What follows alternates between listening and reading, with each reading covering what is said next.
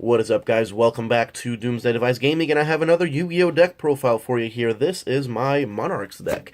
This deck is pretty fun to play, bricky as all hell, as most Monarch decks are, of course, unfortunately. But I do run one or two cards in here to kind of help it unbrick just a little bit. But this is a budget version, of course, because I'm broke, and this deck is pretty cheap, mostly because I don't run Zaborg, the Mega Monarch, who's like $25 now, and I wish I had one, but last night when I was at my locals, nobody had it for sale, which sucks. But because I don't have that, this is technically a budget version, so let's get into it. First off, I run one Aether, the Heavenly Monarch. This card is busted, it's great, it's awesome. There's a reason why it's at 1. Basically, whenever you tribute summon it, you can special summon any monster from your deck with 2800 attack and 1000 defense, and it gets sent back to your hand during your end phase. So basically, you get to summon it for its effect later on, or if it's like a Karaz, you still get an effect to pop and all the fun stuff. The reason this card is broken is because you can actually summon it during your opponent's turn, which is really nice. You just basically have to banish one Monarch spell trap from your graveyard, tribute summon this, and you just go off like crazy. You still get to summon your other thing, your Karaz, for example, so you can disrupt your opponent's board and all that fun stuff. Now, of course, you do get to draw for that, but we'll get that when we get to it. So, really good card, like I said, especially because you can summon it during your opponent's turn. Awesome. I would say I run at 3, but you can't because it's illegal, so I run at 1. Next, I run 3 Erebus, the Underworld Monarch. This card is really good as well. Basically, you can, whenever you tribute summon him, you can shuffle one card from your opponent's hand, deck, or graveyard back into their deck. So going first, you make your opponent start with 4, which is really good. Basically, both of these effects you activate by sending 2 Monarch spell traps from your deck or hand to the graveyard. His second effect is also really good. You can discard 1 Monarch spell trap to add a monster with 2800 attack, 1000 defense to your hand from your graveyard. So let's say you have both of these. You can add this to your hand, or he can even do himself. You can add him. And you can add almost every card, every high-level card in this deck except for Vanity's Fiend, because obviously, Vanity's Fiend has to be a pain and be 1200 defense instead. Oh well, let's keep going. Next, we run 2 Karaz, the Light Monarch. Like I said, you when you normal or special summon him, which is really good for this card, you can pop 2, and whoever cards you pop, they get to draw. So you can pop yours, pop your opponent's. Like I said, the downside is that you get to draw, but still you can clear up some of the board stuff. You can get him out with like I said, Aether, and yeah, you still get your pop on your opponent's turn, which is really nice. Like I said, again, the advantage thing, but whatever. So that's it for the Monarch. That's all the Monarchs are run. Like I said, I don't have the big Zaborg. Next, this is a tech card I picked up from some YouTube channel. I forgot the name of it, but I think it was like the only one running this I saw, and I thought it was a pretty good idea, so I tested it and it turned out to be good. 3 Danger Dogman. Now this card is absolute garbage. Do not get that any ideas. For a danger card, this card sucks, because basically when it's discarded, all your opponent does is basically lose 1000 attack on all of his monsters. So that kind of sucks. But what's good about it is that it has that 2400 attack and 1000 defense, so you can use it for all of your Monarch spell traps, everything. And it's also dark, so good allure target. So in this deck, this card's actually not complete trash, which is really nice, and they're super cheap. They're less than $1 now because of nobody uses them for their regular effects. You can pretty much unbreak your hand if you have a breaking hand, which Monarchs always do, just about. You can still special summon him out with his effect. Of course, you know, you're taking a risk of discarding something you might actually need in the future, but whatever, it doesn't matter. You have a monster where you otherwise would not have. If he does get discarded, though, like I said, his effect is not really that great. So far, he's worked out pretty damn well in my deck. So yeah, basically, I would say run it 3, because, yeah, you can use him for all your Monarch spell trap effects and everything else. Cool.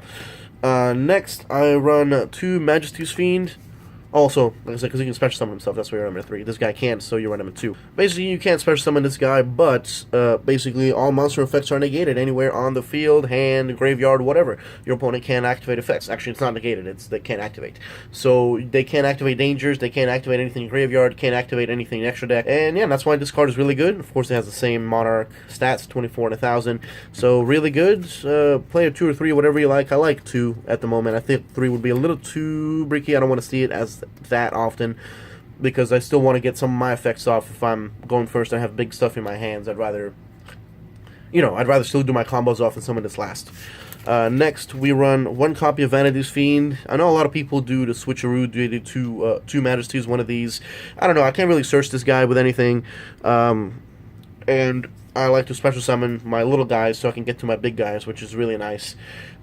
So I like this ratio of 2 to 1. You might want to flip it. It's up to you, whatever. I don't think you really need any more than one. But if you want to, go ahead. That shouldn't hurt. Next, we have 3 Idia, the Heavenly Squire. This is your starter. This is the card you want to see in your hand turn 1 because it gets you to all your plays. Basically, you summon it. You summon Eidos from your deck. He lets you do another summon. You summon one of your big boys or your little one. It doesn't matter.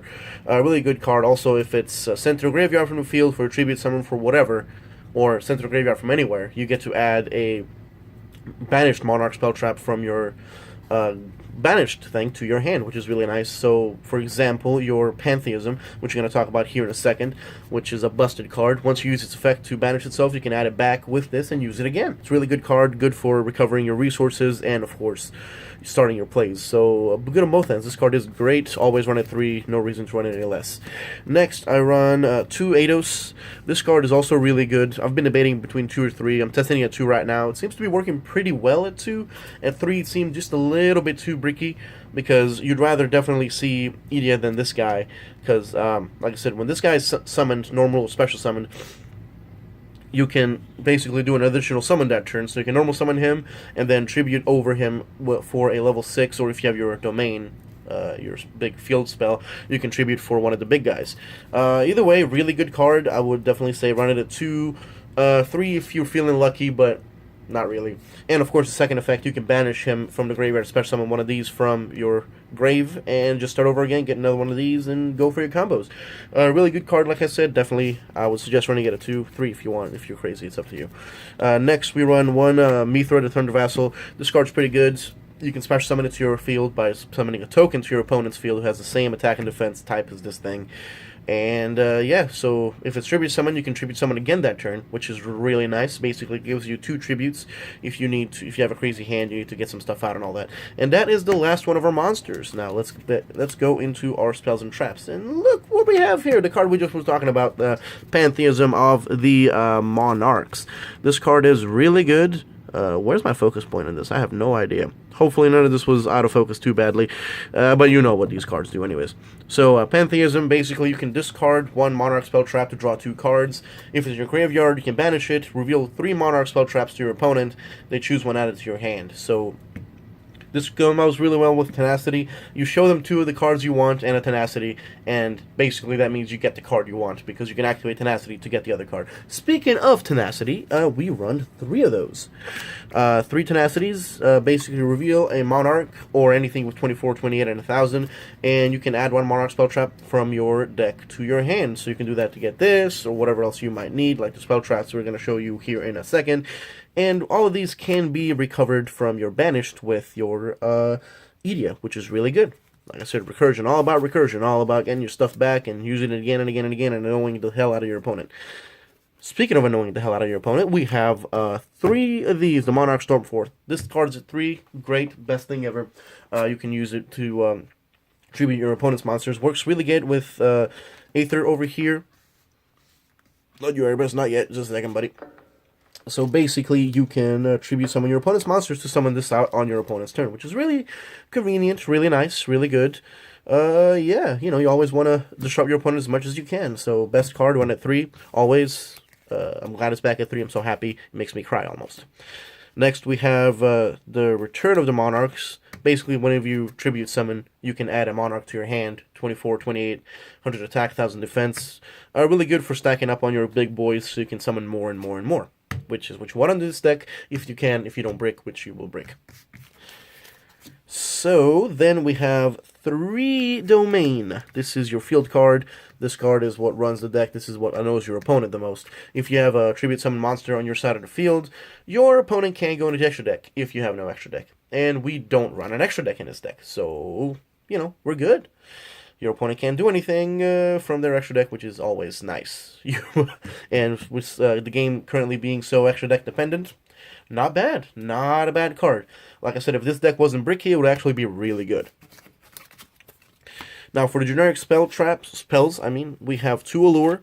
The reason I run 2 is because I have the Dogman as targets, as well as Erebus and Eidos. So, plenty of targets. I think a 3 would be just a little too bricky, so 2 I found to be really good for me personally. However, you run as many as you want, do whatever you want, whatever your little heart desires, and whatever you think will work better. And, by the way, if you have any suggestions for cards I should put in or leave out or whatever, let me know in the comments below. I might actually do an updated version of this in a little bit, a couple months, and you know, if I saw it from a certain comment of somebody, I'll mention your name, say, hey, you know, this dude told me to put this card in, I tried it and it works. Next, we have a 1-for-1 and reinforcements of the army. Basically, these are cards to get your EDA into your hand or on your field, which is really good. It's your play starters, so you want to get ways to get to it. Basically, the only ways you can start your plays. Unfortunately, there's not really a way to shoot your Monarchs if you have none in your hand at the beginning, so that's kind of unfortunate, but the fact that you can get to your starter at least is pretty nice. Next, we run 2 Escalation of the Monarchs. Basically, you can tribute summon during your opponent's turn, which is really good, especially with Storm Force, so you can just disrupt your opponents, tribute their monsters for your monsters, get your monsters' effects, and just go crazy on them and tell them, yeah, I'm sorry, buddy, you can't play. I wanna play too. And next, we have 2 Monarchs Erupt, which is skill drain if you have a tribute summon monster. Everything except for tribute summon monsters cannot activate their effects on the field. So not as powerful as Majesty's Fiend, but not bad either. The only problem is if you have no Monarchs, this thing dies in the end phase, so kind of sucks, but skill drain on legs is never a bad idea. So, well, not on legs, my bad, on legs would be a monster, but you know what I mean. I'm bad at this Yu-Gi-Oh terminology. Anyways, then our last card is the Prime Monarch. This is your trap card you want to send to the graveyard as fast as you can, so usually with your effects of your big boys and all that stuff. Basically, banish 1 Monarch spell trap, special summon this. It's a 2400 defense, so it builds a small wall, but also, you know, tribute fodder, all that fun stuff. Send your card banishes your card so you can get it back with your Edia and all that, whatever you may need. It's all about recycling. And the other effect that nobody ever uses is you can send 2 Monarch spell traps from your graveyard into your deck to draw a card. That really never comes up. Nobody ever uses it for that, but it's an option if you want to do it. So we run no extra deck because Monarchs, and no extra deck is kind of a thing that they do here.